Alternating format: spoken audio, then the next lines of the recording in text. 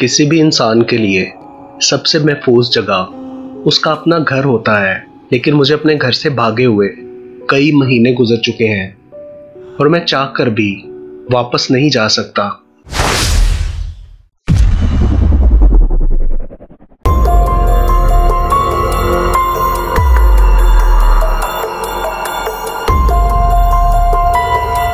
मेरा नाम टॉमी है।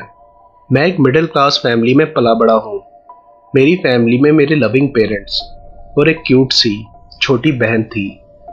सब कुछ ठीक चल रहा था और फिर एक दिन सब कुछ बदल गया।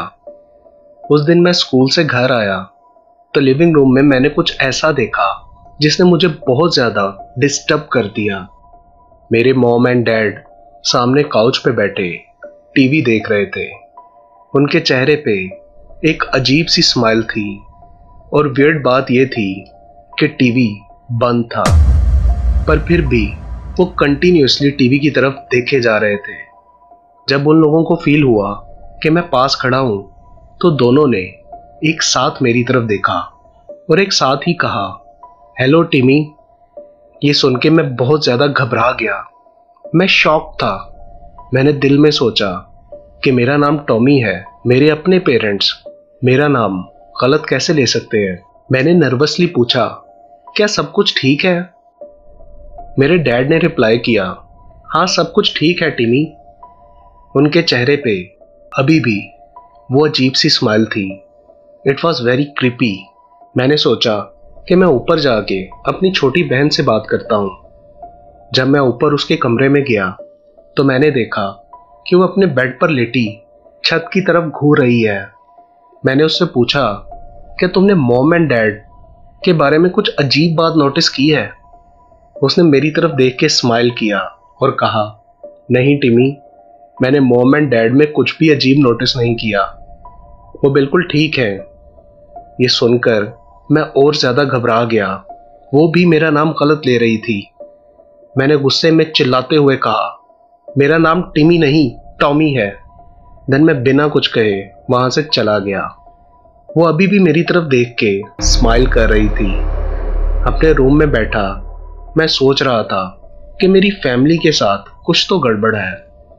ये सब बहुत वियर्ड बिहेव कर रहे हैं। मुझे कुछ पता नहीं लग रहा था कि मैं क्या करूं। तभी मुझे मेरी मॉम की सीढ़ियों से ऊपर आने की आवाज़ सुनाई दी। वो अपने बेडरूम में गई और दरवाज़ा बंद कर लिया।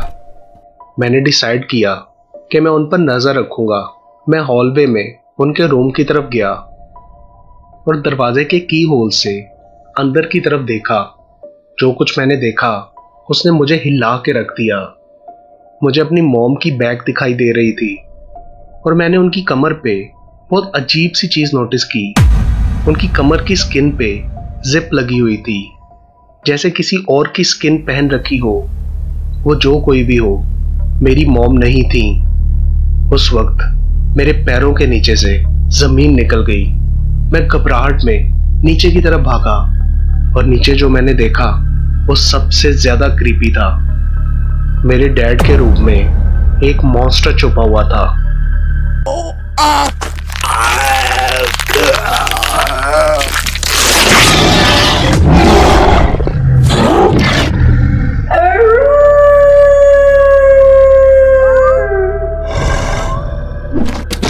मैं बहुत मुश्किल से अपनी जान बचाकर भागा।